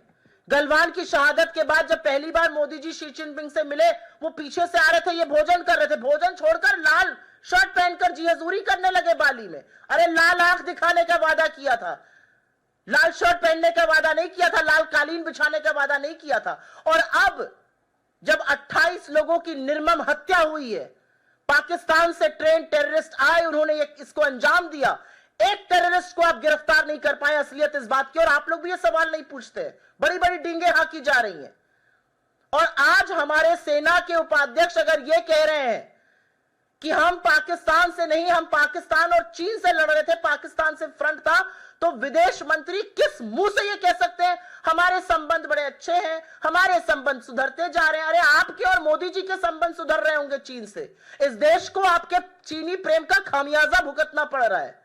तो ये बेतुकी बातें जो बीजेपी करती है कि फलाने ने कुछ कर लिया, राहुल जी ने एक बार नहीं 10 बार आपको आगाह किया था कि पाकिस्तान और चीन का साथ आना हमारी राष्ट्रीय सुरक्षा के लिए, हमारी सरहदों की सुरक्षा के लिए घातक है। आप तब भी यही बेतुकी बातें कर रहे थे और उसका खामियाजा आज देश भुगत रहा है। और अब जब सर्वविदित है कि चीन ने पाकिस्तान की पूरी मदद करी ऑपरेशन सिंदूर के दौरान, हमारा नुकसान हुआ, हमारे जेट्स का नुकसान हुआ, आप अभी भी कह रहे हैं हमारे रिश्ते सामान्य हैं। मोर पिया मोर नाम ना पूछे, मोर सुहागन नाम। असलियत ये है, ये असलियत है। चीन आपको तवज्जो नहीं दे रहा है, आप लपके लपके चीन से कह रहे हैं बहुत हमारे अच्छे रिलेशन है। वो वन साइडेड लव जो है ना, उसका खामियाजा बड़ा भुगतना पड़ता है। ये एक तरफा प्यार की जो मोहब्बत है मोदी जी की, ये सिर्फ चीन ही के साथ है और चीन इसका खूब फायदा उठाता है और इस एक तरफा मोहब्बत का खामियाजा देश को भुगतना पड़ता है। मैम, ज्योति मल्होत्रा सिर्फ एक बार नहीं, ज्योति मल्होत्रा 6 रेल मंत्रालय के कार्यक्रमों में शामिल हुई थी। एक केरल में वंदे भारत एक्सप्रेस के उद्घाटन समारोह में गई थी, इसके अलावा हैदराबाद विशाखापट्टनम में गई थी, जहां पर वर्चुअल रूप से असल में मोदी जी भी जुड़े थे। तो जहां पर प्रधानमंत्री शिरकत कर रहे हैं, वहां पर आप ऐसे लोगों को बुला रहे हैं जिनका आपको बैकग्राउंड ही नहीं पता है, जो पाकिस्तान के हैंडलर से हैंडल हो रहे हैं। तो ये जो ठीकरा फोड़ने की कोशिश है ना कि भैया राज्य सरकार पे फोड़ दो, जिसने बुलाया उससे भी सवाल पूछे जाएंगे। लेकिन आपके तो मान्यवर 6 कार्यक्रमों में शामिल हुई हैं, वीडियो में कह रही है हरियाणा बीजेपी से आई है पासपोर्ट दिखाते हुए। अब उस पर भी तो चुप्पी तोड़िए। मैम, जवाब तो बहुत सारे चाहिए, पिछले 10 साल से कोई जवाब नहीं मिल रहा। पुलवामा में 40 परिवार भी आज भी पूछ रहे हैं, सिर्फ यही 28 परिवार नहीं, उसका भी जवाब नहीं मिला। कभी मतलब बहुत सारी चीजें, जवाब तो किसी चीज से दे नहीं रहे हैं। आप कैसे सोचते हैं कि ये जवाब देंगे किसी भी तरह का? हम इस देश का एक जिम्मेदार विपक्ष है।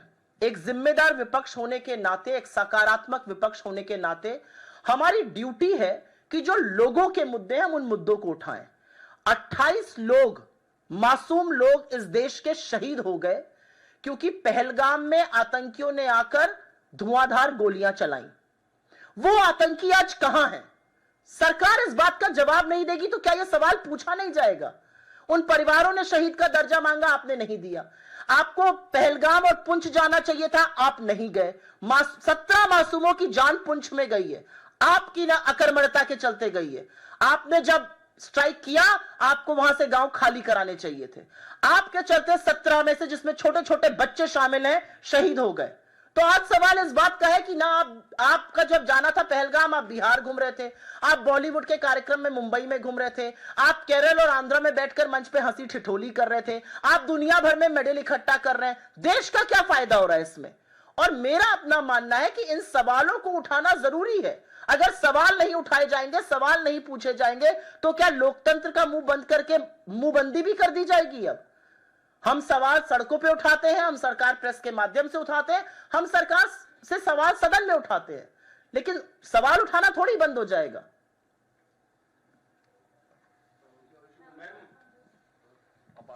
What is the issue? चीन के साथ संबंध जो है वो लगातार जो LAC के बाद खराब हुए थे, वो सामान्य होना शुरू हुए प्रधानमंत्री और शी जिनपिंग की मुलाकात के बाद। कजान में जो मुलाकात हुई थी, संबंध ये आप कह रहे हैं या विदेश मंत्री कह रहे हैं? नहीं, मैं जो स्थिति है वो बता रहा हूँ। आपको लगता है चीन से हमारे संबंध सामान्य हो रहे हैं? हाँ, नहीं, आप कह रहे हैं, विदेश मंत्री कह रहे हैं। कजान में प्रधानमंत्री और शी जिनपिंग की मुलाकात हुई थी। ये कह रहा हूं कि अभी आप चीन के साथ जो नजदीकियां भारत की बढ़ रही हैं, विदेश मंत्री या प्रधानमंत्री की, आप जो कह रही हैं, आप पहलगाम आतंकी हमले की वजह से चीन और भारत की नजदीकियों पे सवाल उठा रही हैं, या भारत और चीन के जो संबंध पिछले कुछ महीनों से बढ़े हैं, करीब आ रहे हैं, उस पर सवाल उठा रही हैं? जिन पिछले कुछ महीनों की आप बात कर रहे हैं, उसमें पहलगाम की टेरर स्ट्राइक हुई, उसके बाद हमने ऑपरेशन सिंदूर किया। 4 दिन तक हमारी शूरवीर सेना पाकिस्तान को सबक सिखाती रही, और पाकिस्तान को नहीं, हम तो चीन से लड़ाई कर रहे थे। चीन ने उनको हथियार दिए, वर्ल्ड क्लास हथियार दिए, चीन ने उनको नेटवर्क प्लेटफॉर्म दिए, चीन ने उनको रियल टाइम इंटेलिजेंस दी। इन कुछ महीनों में जिसमें आप कह रहे हैं संबंध हमारे सामान्य हुए हैं, चीन ने हमारे यहां जो एक्सपोर्ट करते थे हम चाइना से, rare earth minerals, tunnel boring machines, विशेष तरह का फर्टिलाइजर, उसका निर्यात काफी हद तक सीमित कर दिया, उसको रोक दिया। यह सामान्य संबंधों की तस्वीर है क्या? यह सामान्य संबंधों की तस्वीर है कि 5 साल बाद भी स्टेटस को एंटे रिस्टोर नहीं हो पाया लद्दाख में, और लद्दाख के लोग और लद्दाख के में जो हमारी सेना है वो भी कहती है कि चीन जो है वो वहां पर है। मुझे समझ में नहीं आ रहा संबंध का सामान्य होने का क्या मतलब होता है। एक आदमी कभी जब किसी से एक तरफा मोहब्बत करता है ना, तो अपने मन में वो काफी सारी पिक्चर गढ़ लेता है। वो अपने मन में सोचता है कि फलाना मुझसे प्रेम करता है क्योंकि वो एक तरफा मोहब्बत कर रहा है। ये एक तरफा मोहब्बत का नतीजा है। मोदी जी को और जयशंकर जी को एक तरफा मोहब्बत है चीन से, और वो एक तरफा मोहब्बत के नतीजे से सोच रहे हैं सब चंगा है, बहुत अच्छे संबंध है। ये अच्छे संबंधों के नतीजे हैं। ना स्टेटस को एंटे हुआ है, LAC पर 50-50 गांव बसा रहा है, हमारे अरुणाचल के जगहों का नाम बदल रहा है, हमारे मैप के साथ खिलवाड़ कर रहा है। ये सामान्य संबंध के लोग करते हैं, ये मित्र देश करते हैं। मुझे तो नहीं लगता है। अब इसकी डेफिनेशन मोदी सरकार में कुछ और हो तो वो अलग बात है। जी मैम, ऑर्गेनाइजर मैगजीन में एक आर्टिकल लिखा गया है जिसमें कहा है कि संविधान की प्रस्तावना में शामिल समाजवाद और पंथ निरपेक्ष शब्दों का शामिल करना संवैधानिक धोखाधड़ी है। क्या है? संवैधानिक धोखाधड़ी। ये कहां पे छपा है? माइक पे बोल दीजिए, ये कहां पे छपा है? भैया माइक देना उनको जरा। ये कहां पर छपा है? ऑर्गेनाइजर में एक आर्टिकल छपा। ऑर्गेनाइजर कौन छापता है? इसका जवाब भी मैं दूं। ऑर्गेनाइजर या पंचजन्य जैसे अखबार अगर हमारे संविधान पर सवाल उठाते हैं, उनको हमारे संविधान में धर्मनिरपेक्षता और समाजवाद से चिढ़ है, तो ये तो आरएसएस के वही लोग हैं जो बाबा साहब को भला बुरा कहते थे, उनकी तस्वीरें जलाते थे, संविधान की प्रतियां जलाते थे, जिन्होंने 53 साल तक तिरंगे का बहिष्कार किया। तो ये अब नया क्या कर रहे हैं? ये तो वही लोग हैं जो कहते थे 400 दे दो तो देश का संविधान बदल देंगे। वो अलग बात है, देश ने नकेल कस दी। तो इसमें क्या मैं जवाब दूं? मैडम मुझे ये बताइए, पहलगाम हादसे के टाइम पे भी राहुल गांधी चीख चीख के जगा रहे थे सरकार को, उसके बाद अब राहुल आर सिंह ने जब खुला बता दिया सारी चीजें, और राहुल गांधी उस टाइम भी चीख चीख के सरकार को बता रहे थे, फिर भी इतने खूबसूरत रिलेशन जो हम चाइना के साथ बना रहे हैं, इसके पीछे क्या ये वजह है कि भारत सरकार चाइना से डरती है? भारत सरकार चाइना से डरती है कि नहीं डरती मुझे नहीं पता, लेकिन मोदी जी का जो चीनी प्रेम है वो बहुत प्रगाढ़ है। एक तरफा मोहब्बत की जो शिद्दत है उनकी, वो पिक्चर थी पता नहीं कौन सी, उसमें डायलॉग था एक तरफा मोहब्बत की ताकत। मोदी जी की जो एक तरफा मोहब्बत है चीन से, उसका खामियाजा ये देश भुगत रहा है। बहुत धन्यवाद, thank you very much. Ma'am एक अलग बिहार को लेकर एक है जी, आज भी एक आईसीआईसीआई बैंक के मैनेजर की डेड बॉडी एक कुएं में मिली है बिहार में। लगातार अब तक 14 हत्याएं हो चुकी है तकरीबन पिछले एक हफ्ते 8 दिन पे। इस पर आपका क्या कहना है? मुझे ऐसा लगता है एक दिन ऐसा नहीं बीतता है जहां पर बिहार से रक्त रंजन की खबर ना आए, जहां पर बिहार में दिन दहाड़े गोलियां चल रही हैं। आप बैंक मैनेजर की बात कर रहे हैं, कोई किराना व्यापारी, कोई बालू का व्यापारी, कोई कपड़े का व्यापारी, कोई अस्पताल का मालिक, चाहे वो गोपाल खेमका हो, रमाकांत यादव हो, विजय मेहता हो, ऐसे तमाम लोगों की दिन दहाड़े हत्या हो रही है। दिन दहाड़े बिहार में गोलियां चल रही हैं। कभी कभी लगता है ओटीटी का प्लेटफॉर्म में जिस तरह की पिक्चरें दिखाई जाती है वो बिहार में हो रहा है, और ये दूर दराज इलाकों में नहीं हो रहा है, ये वहां की राजधानी पटना में हो रहा है। तो बिहार में जो सुशासन का एक फर्जी दावा ढोल ठोका गया, उसकी कलई चुनाव आने पर खुलती ही जा रही है। दिख रहा है दुनिया में बिहार में क्या हो रहा है। बिहार में महिलाएं असुरक्षित हैं। बिहार में एक बच्ची का रेप होता है, उसको 20 बार चाकू मारा जाता है। पटना के अस्पताल के बाहर वो 8 घंटे तक एम्बुलेंस में रहती है और अंततोगत्वा दम तोड़ देती है वहां पर। यह बिहार है। बिहार बच्चों के खिलाफ दुष्कर्म के मामले में नंबर 2 है पूरे देश में, महिला अपराध के मामले में नंबर 2 है, हत्या और हत्या की कोशिशों के मामले में नंबर 2 है। कौन सा सुशासन है भाई बिहार में? यह डबल इंजन की सरकार का ढोल पिट रहा है, यह असलियत है बिहार की। मेरा अपना मानना है कि अपराधी बेखौफ इसलिए है क्योंकि अपराधियों को नहीं, छोटे मोटे लोगों को पकड़ के कार्रवाई की जाती है। बिहार की पुलिस और बिहार का प्रशासन और बिहार की सरकार उन लोगों के खिलाफ एक्शन लेती है जो नौकरी की मांग करते हैं, जो मांग करते हैं नीट पेपर लीक क्यों हुआ, उनके खिलाफ जो चीजें होती है उन पर निरंकुशता दिखाती है। अपराधी बेखौफ होकर बिहार में घूम रहा है। ये गुंडा राज जो है ये बिहार में डबल इंजन की सरकार का तोहफा है। जी Ma'am, Balasore victim has now lost her life. Rahul Gandhi had also made a tweet in the morning in which he has blamed the entire system. But Dharmendra Pradhan is now attacking Rahul Gandhi, saying that he's trying to play dirty politics over this sensitive matter. And the Deputy Chief Minister is now saying that justice will be given to her. What is your take upon it? How many women will have to lose their lives before our politicians become sensitive to this? I think what Rahul Gandhi ji is saying is absolutely true. The reality is that this girl, a very promising career ahead of her, kept complaining of sexual harassment not once, not at one platform, but at several levels. The man sexually exploited her, he harassed her mentally, and eventually she was left with no choice, but she self-immolated. And now she has succumbed to her injuries. Her father awaits justice. The rest of this country awaits justice. What did the BJP do? What action was taken by the chief minister? What action was taken by the police? What action was taken by the university? They are all responsible for a young promising girl to have lost her life. And I hate to say this. I was very moved to see the Honorable President yesterday in Odisha visit her. The President had raised her voice when RG Kar had happened. I wish she starts raising voice about what is happening to women in Odisha. A girl studying in class 6 is pregnant. A girl studying in class 9th is delivering a child. That's the level of sexual exploitation across government schools and colleges. That's what's happening to women in Odisha. The number of women who've gone missing in Odisha has already been spoken from this platform yesterday by both my colleagues Alka ji and Sophia ji. I am not going to repeat that. But what is happening in Odisha is a blot on humanity. It's a blot on justice for women. Ma'am, SIR को लेकर लगातार विपक्ष विरोध कर रहा है। मामला court में कल चुनाव आयोग की तरफ से एक बयान जारी किया गया जिसके मुताबिक प्रतिशत में उन्होंने दिया है, लेकिन उसका जो आकलन किया गया 35 लाख से अधिक मतदाताओं के नाम कटे हैं, जिसमें मृत मतदाता एक जगह से दूसरी जगह शिफ्टेड हैं, परमानेंट तौर पे उनके नाम है, और डबल जिनके नाम थे उनके नाम। कैसे देख रही हैं इसको आप? अब तक अभी 11 दिन शेष है SIR में।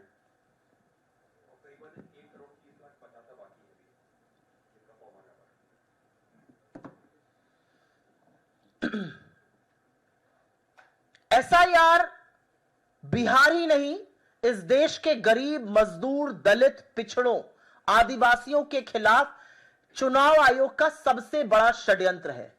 क्योंकि SIR के माध्यम से जो अभी बिहार में किया जा रहा है वो लोगों की सबसे बड़ी ताकत, वोट देने की ताकत को छीना जा रहा है। असलियत यह है कि जो डींगे हाकी जा रही है कि 80% वोट फॉर्म आ गए, उसकी असलियत ग्राउंड रिपोर्ट से खुल रही है। BLO को पता ही नहीं है चीजें कैसे करनी है। BLO रिजाइन कर रहे हैं क्योंकि उनके ऊपर इतना प्रेशर, इतनी मानसिक प्रताड़ना है, जबरदस्त वसूली चल रही है। आप ही लोगों के अखबारों में रिपोर्ट हो रहा है, लूटा खसोटा जा रहा है लोगों को कि भैया पैसे दो तब तुम्हारा ये काम किया जाएगा। BLO कह रहा है, शासन कह रहा है हम रिसीविंग दे रहे हैं, लोग कह रहे हैं कोई रिसीविंग नहीं आ रही है। BLO को पता ही नहीं है, वो दफ्तर में बैठकर बिना लोगों क्या जाए मनमाने ढंग से फॉर्म भर रहा है। ऐसे लोगों के वोट के साथ खिलवाड़ किया जाएगा। और अगर ये सब करना था तो ये 1 साल पहले करते, 2024 के चुनाव के बाद करते। अभी जब चुनाव के मुहाने पर बिहार आया, ये करने की क्या जरूरत है? इससे करीब करीब 4 करोड़ 90 लाख लोग प्रभावित होंगे, और उसमें से 3 करोड़ लोग बिहार के बाहर नौकरी की तलाश में आते हैं। उनका क्या होगा? उनके वोट का क्या होगा? उसमें से अधिकांश गरीब है, पिछड़े हैं, दलित हैं, आदिवासी हैं। यह साजिश है लोगों के वोट काटने की, यह साजिश है लोगों के वोट खत्म करने की। ऐसे ही चुनाव चुराया गया महाराष्ट्र में, आज तक एक सवाल का जवाब नहीं दे पाया चुनाव आयोग, और अब यह बकैती कर रहा है बिहार में। यह चलेगी नहीं, यह किसी कीमत पर बर्दाश्त नहीं है। लोगों से आप उनके वोट का अधिकार किसी कीमत पर नहीं छीन सकते हैं, क्योंकि लोकतंत्र में हमारे संविधान ने हमें वो सबसे बड़ी ताकत दी है।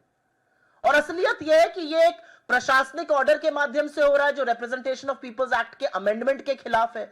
24(3) जो अमेंड हुआ, जो कहता है कि आधार को बेसिस पर आपका वोटर आईडी कार्ड बन सकता है, आज भी देश के तमाम जगहों पर बन रहा है। आधार, अगर आपको सांस भी लेनी पड़े, दवाई लेनी पड़े, अस्पताल जाना पड़े, स्कूल जाना पड़े, रेल टिकट, ट्रेन टिकट, डिजी यात्रा, हर जगह आधार चाहिए। यहां आधार नहीं चलेगा। 80 करोड़ लोगों को फ्री का राशन दे रहे, दिन भर टेरते रहते हैं, यहां पर वो राशन कार्ड नहीं चलेगा। जिस वोटर आईडी कार्ड से ये सरकार चुनी गई, वो वोटर आईडी कार्ड मान्य नहीं, तो ये सरकार कैसे वैध और मान्य है?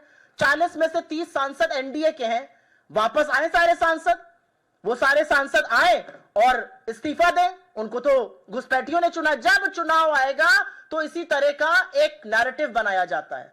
11 साल से सत्ता में आप हैं, 20 साल से घटक दल आप हैं, वहां पर झुंझुना बजाने का काम करते हैं, घुसपैठिया चिल्लाते हैं। जब चुनाव आता है, कहां गए दिल्ली के घुसपैठिए, कहां गए बंगाल के घुसपैठिए? और अगर आप 11 साल से सत्ता में हैं तो अमित शाह जी को तो सबसे पहले बर्खास्त कर देना चाहिए, मोदी जी को। इधर उधर घूमते रहते हैं, घुसपैठियों को नहीं। BLO जाके घुसपैठिए पकड़े ले रहा है, अमित शाह और माइटी इंडियन गवर्नमेंट नहीं पकड़ पा रही है। क्या विडंबना है। BLO जो आंगनबाड़ी की महिलाएं होती हैं, प्राइमरी स्कूल की टीचर होती हैं, क्या जबरदस्त BLO है, घुस कर घुसपैठियों को पकड़ रही हैं। भारत सरकार को पता नहीं चश्मा लगा के दिखाई नहीं रहा है, इधर उधर डोल रहे। क्या तमाशा है भाई, इस देश को तमाशा बना दिया है। इस देश को लाइन में खड़ा करने का एक टास्क देने का तमाशा है। आधार को पैन से लिंक करो, आधार को बैंक से लिंक करो, अपने पैसे के लिए लाइन में खड़े हो जाओ, राशन के लिए अंगूठे का वेरिफिकेशन कराओ, अब जब कोरोना के लिए वैक्सीन लगवाओ, अब जब सब खत्म हो गया लाइन में खड़ा करना, तो अब भैया अपनी नागरिकता सिद्ध करो। आप कौन होते हैं नागरिकता पूछने वाले? तो जो बिहार में हो रहा है वो बहुत बड़ा षड्यंत्र है। बहुत बहुत धन्यवाद, थैंक यू वेरी मच। आइए बढ़ते अगली खबर की। बिहार उप मुख्यमंत्री विजय कुमार सिन्हा ने राजद कांग्रेस पर किया हमला। बिहार के उप मुख्यमंत्री विजय कुमार सिन्हा ने राजद और कांग्रेस पर गंभीर आरोप लगाए हुए हैं। कहा कि गैर जिम्मेदाराना बयानों से राज्य की छवि खराब हो रही है। उन्होंने स्पष्ट किया कि अगर कोई अपराधी है तो उसके खिलाफ ठोस सबूत पेश किए जाने चाहिए। सिन्हा ने कहा, राजद का नाम सुनते ही अराजकता का माहौल बन जाता है और निवेश बिहार छोड़कर भाग जाते हैं। वो किस स्तर के बयान दे सकते हैं ये सब जानता है। अपने पिताजी के राह पर वो बढ़ चुके हैं। बिहार को बर्बाद और बदनाम करने वाले लोग गैर जिम्मेदाराना बयान दे करके हम तो कहते हैं कि लगता है कि कोई अपराधी है तो प्रमाण के साथ उसके बारे में बताइए।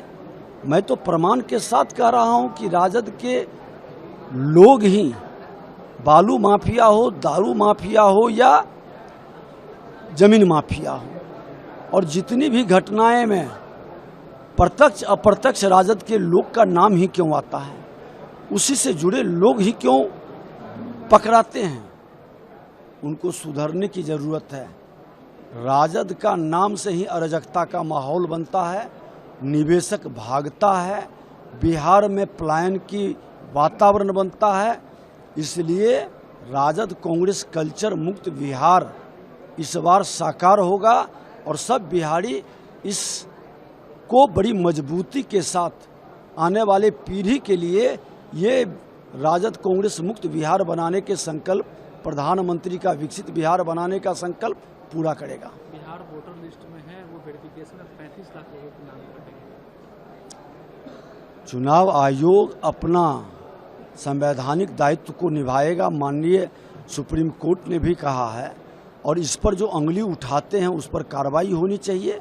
ऐसे राष्ट्र को कमजोर करने वाले मानसिकता कतई स्वीकार नहीं है कि संवैधानिक पद पर बैठ के राहुल गांधी और तेजस्वी यादव जैसे लोग भ्रम का वातावरण फैलाए, तुष्टीकरण की राजनीति के लिए राष्ट्र को और समाज को उन्माद पैदा कर करके कमजोर करने का प्रयास करे, ये कतई स्वीकार नहीं। आज भी एक बैंक मैनेजर की डेड बॉडी भी में दुखद दुर्भाग्यपूर्ण है। सरकार पूरी सख्ती से कार्रवाई कर रही है और आप देखेंगे कि चुनाव जैसे जैसे निकट आ रहा है, अराजकता राजद के माहौल जो पैदा करना चाहते हैं वो नहीं होगा। बहुत जल्द बड़ा निर्णय भी होगा। आइए बढ़ते अगली खबर की ओर। क्या नीतीश कुमार ने अपने वादे पूरे किए? राजद नेता तेजस्वी यादव ने नीतीश कुमार की कैबिनेट द्वारा बिहार युवा आयोग को रोजगार के लिए मंजूरी देने को लेकर सवाल उठाए हैं। तेजस्वी ने कहा, क्या उन्होंने कभी अपने वादे पूरे किए हैं? 19 लाख रोजगार का क्या हुआ? उन्होंने कहा कि सरकार केवल बातें करती है लेकिन वादे पूरे नहीं करती। इन लोगों का जो कहा हुआ है कभी पूरा किया है? 19 लाख का क्या हुआ? नीचे करोगे नीचे इन लोगों को कुछ भी कहना है कहने दीजिए। लोग तो नकलची सरकार, और नीतीश कुमार जी के मुंह से आप सुने हैं ये बात। आकर के थोड़ा पब्लिक को भी तो मुंह से जाकर आकर के बताना ना चाहिए उनको। अब तो कुछ भी अनाउंस कर देंगे ये लोग। चुनाव आ रहा है, जाने वाले हैं, विधायी तय है, तो जो बोलना है वो बोल दो। तो अब लेकिन आप लोग तो अब पैसा नहीं पूछिएगा कि पैसा कहाँ से आएगा, पूछिएगा ही नहीं आप लोग। आइए बढ़ते अगली खबर की ओर। गोवा मुख्यमंत्री प्रमोद सावंत ने खेल केंद्र बनाने का दावा किया। गोवा के मुख्यमंत्री डॉक्टर प्रमोद सावंत ने कहा है कि गोवा को वॉलीबॉल, फुटबॉल और अन्य खेलों के क्षेत्र में एक प्रमुख केंद्र बनाने के प्रयास में है। उन्होंने प्रधानमंत्री नरेंद्र मोदी के 11 वर्षों के फिट इंडिया अभियान को खेलों में विकास में एक बड़ा योगदान बताया। सावंत ने आगे कहा कि अब समय आ गया है कि जब गोवा और देश मिलकर 2036 के ओलंपिक की तैयारी शुरू करें। इंटरनॅशनल स्पोर्ट्स हे गोंयांत ऑर्गनायज जावपाक लागलेले आसा। आमी जर पळयलें आसत जाल्यार बीच व्हॉलीबॉल आसतलो, ताज्या उपरांत table tennis, world table tennis आसतलो। आमी फुटबॉल परत एकदा बांदोडकर ट्रॉफी परत एकदा रिवायज केली। ताज्या उपरांत 2-3 आनीक बीग स्पोर्ट्स जे गोंयांत घडून आयले। पण ह्या सगळ्या खातीर परत एकदा गोंय एक स्पोर्ट्स हब म्हणून डेव्हलप जावपाक जाय। एकंदर सगळे एसोसिएशन म्हणजे हांच्यो वेगवेगळ्यो एक्टिविटीज गोंयांत जावपाक जाय, वेगवेगळे प्लेयर तयार जावपाक जाय, ते नॅशनल इंटरनॅशनल लेवलाचेर खेळपाक जाय। त्याच बरोबर तांच्यो गेम्स आनी हे ते गोंयांतूय जावप तितकेच गरजेचें आसा। तुमी पळयत जाल्यार ऑनरेबल प्रायम मिनिस्टर नरेंद्र मोदीजी तशें फाटल्या 11 वर्सांच्या कार्यकाळांत तांच्यांनी फिट इंडिया मुवमेंट ह्या मुवमेंटांतल्यान मुळात खेळाक एक खूब प्रोत्साहन दिल्लें आसा आनी म्हणून तर वेगवेगळ्या नॅशनल गेम्स पासून आतां पासून ऑलिंपिक 2036 हाजे प्रिपरेशन्स जे आसा हे सगळ्या जाणांनी आतांच सुरवात केल्ले आसा। आइए बढ़ते अगली खबर की ओर। कभी कभी होता है जबरन धर्मांतरण, पंकज भोयर बोले। महाराष्ट्र के गृह राज्य मंत्री पंकज भोयर ने धर्मांतरण विरोधी कानून को लेकर अपनी बातें रखी है। उन्होंने कहा कि ये कानून राज्य के लिए फायदेमंद साबित होगा। मंत्री भोयर ने स्पष्ट किया, हमने देखा है कि कभी कभी जबरन धर्मांतरण की घटनाएं भी होती है, इसलिए हम अगले विधानसभा सत्र में इस विधेयक को पेश करने की योजना बना रहे हैं। नहीं, ये लॉ लाने से बहुत कुछ फायदा होगा कि जैसे कि हम लोग देखते हैं कि जहां लोगों की इच्छा न होते हुए भी उनको मजबूर करके कुछ प्रलोभन देके या कभी कभी प्रेशराइज करके उनका धर्मांतरण किया जाता है, तो इस पे वो बात टलेगी, इस तरीके से उसको कंट्रोल किया जाएगा। नहीं, हम लोगों ने आंकड़ा तो लिया, तो जबरदस्ती से ऐसे कुछ किया गया ये प्रूव नहीं हो पाया, और जिस इनडायरेक्ट तरीके से वो लोग करते हैं तो उसके लिए अभी हमारे पास कानून नहीं, इसलिए कानून लाने की जरूरत है। आपने बताया 10 स्टेट्स में लगभग ये है, तो कहीं ना कहीं on the line of that states उनसे भी कुछ सलाह मशवरा करके कुछ कमेटी का जरूर उनसे भी सलाह मशवरा किया जा रहा है। उन्होंने किस तरीके का कायदा कानून बनाया उसका भी स्टडी हमारी कमेटी वहां पे कर रही है, और सब स्टडी करने के बाद में एक अच्छा कानून अपने महाराष्ट्र में लाया जाए। नंबर बता पाएंगे कितनी शिकायतें आप लोग के पास है इस तरह का? एग्जैक्टली नंबर मेरे पास नहीं है, पर हम लोग देखते हैं जब हाउस चलता है या कभी सामान्य नागरिकों की तरफ से हमें ऐसी कंप्लेंट्स आती है कि भाई इस तरीके से जबरदस्ती से इस परिसर में या इस एरिया में वहां धर्मांतर किया गया हुआ है। एग्जैक्टली नंबर अभी हमारे पास नहीं है। आइए बढ़ते अगली खबर की ओर। हरदीप सिंह पुरी ने ओपेक सेमिनार में भारत को आमंत्रित किया। केंद्रीय मंत्री हरदीप सिंह पुरी ने हाल ही में विनया में आयोजित ओपेक सेमिनार में भाग लेने का अनुभव साझा किया है। उन्होंने बताया कि ये पहली बार था जब भारत को इस प्रमुख तेल उत्पादक संगठन सेमिनार में आमंत्रित किया गया था। उन्होंने कहा, भारत दुनिया के सबसे बड़े कच्चे तेल उपभोक्ताओं में से एक है। इस सेमिनार में हमारी उपलब्धि बहुत महत्वपूर्ण थी। आइए बढ़ते अगली खबर की ओर। यूपी में 15 लाख करोड़ रुपए से अधिक के निवेश प्रस्ताव।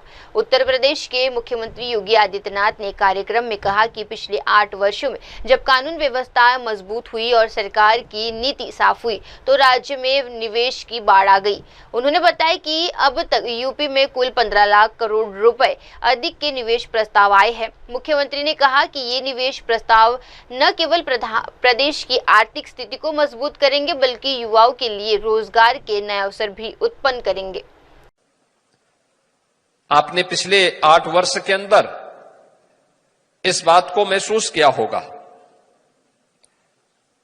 कि कानून व्यवस्था अच्छी होती है, सरकार की नीयत ठीक होती है तो देखते ही देखते निवेश की भी झड़ी हमें देखने को मिलती है।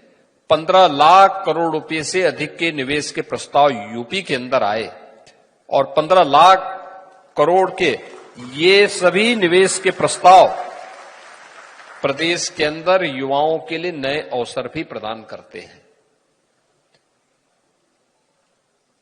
यानी इन 15 लाख करोड़ रुपए के निवेश के जो प्रस्ताव हमने ग्राउंड ब्रेकिंग करवाए हैं, प्रस्ताव हमें 45 लाख करोड़ के प्राप्त हुए, लेकिन जिन्हें अब तक शिलान्यास करके प्रोडक्शन के साथ जोड़ा गया है ये 15 लाख करोड़ रुपए से ऊपर के हैं।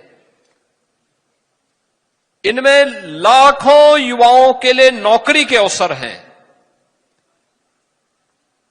और इसीलिए मैं बार बार कहता हूं कि इन इंस्टीट्यूशंस को इंडस्ट्री के साथ हमें जोड़ना पड़ेगा, क्योंकि अगर ये जुड़ेंगे तो उस इंडस्ट्री की डिमांड क्या है, उसकी मांग क्या है, उसके अनुरूप हम कार्यक्रम को आगे बढ़ा सकते हैं। आइए बढ़ते अगली खबर की ओर। भूपेंद्र पटेल ने जन्मदिन पर त्रिमंदिर में पूजा की। मुख्यमंत्री भूपेंद्र पटेल ने अपने जन्मदिन के शुभ अवसर पर अडालंज स्थित प्रसिद्ध त्रिमंदिर में पूजा अर्चना की। इस आध्यात्मिक यात्रा से दिन की शुरुआत हुई, जिसमें उन्होंने मंदिर में दर्शन किए और श्रद्धालुओं के साथ बातचीत कर उनके आशीर्वाद लिए। भूपेंद्र पटेल ने नागरिकों से प्रस्ताव हार्दिक शुभकामनाएं और उनके लिए आभार व्यक्त किया और कहा कि ये दिन उनके लिए बहुत खास रहा। अब वक्त हो चला है दर्शकों छोटे से ब्रेक का। ब्रेक के बाद भी जुड़े रहिए, देखते रहिए देश और दुनिया की तमाम बड़ी खबरें MNS न्यूज टीवी पर। धन्यवाद। हाय हेलो नमस्कार, मैं हूं पंकज विष्णु और आप देख रहे हैं MNS न्यूज। आप देख रहे हैं MNS न्यूज, सच जरूर।